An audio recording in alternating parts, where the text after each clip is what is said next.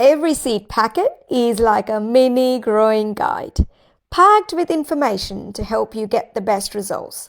But not all brands present it the same way. And if you are new to gardening, it can be a bit overwhelming. In this video, I will help break down exactly how to read a seed packet using examples from my own collection, so you will know what to look for no matter which brand you buy. Namaskaram!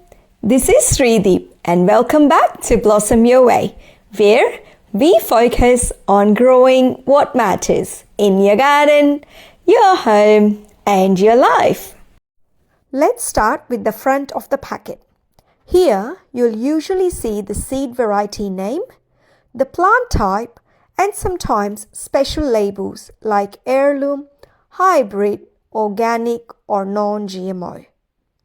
Many packets can also give a quick visual cue. For example, full sun or easy to grow, which tells you at a glance what the plant prefers or how beginner-friendly it is. The real treasure is usually on the back of the packet. This is where most of the growing information lives. Let's go through it section by section. First one, sowing season or when to plant. This tells you the best time to sow in different climate zones.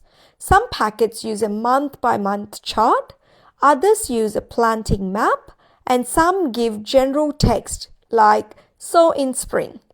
The key is knowing your climate zone, and we will cover that in just a minute. Sunlight requirements. Full sun, part shade or shade. This tells you how much light the plant needs each day.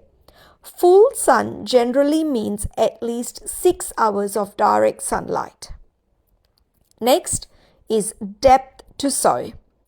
How deep to plant the seed. As a rule of thumb, most seeds are planted about twice as deep as their size. But please make sure to follow the packet for best results. Next is spacing. This shows how far apart to plant each seed or seedling, both between plants and between rows. Now, proper spacing helps plants get enough light, nutrients, and airflow. Next is the germination time. How long it usually takes the seeds to sprout under ideal conditions.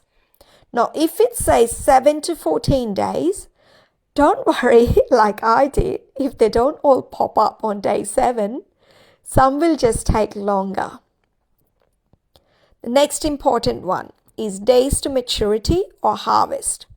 This is how long from sowing until your first harvest or full bloom. It's useful for planning your season so crops mature before extreme heat or frost. Next is frost tolerance or notes. Some packets like to note whether the plant is frost hardy or frost tender, and they may include extra tips like water regularly or attracts pollinators. Every company presents this information differently.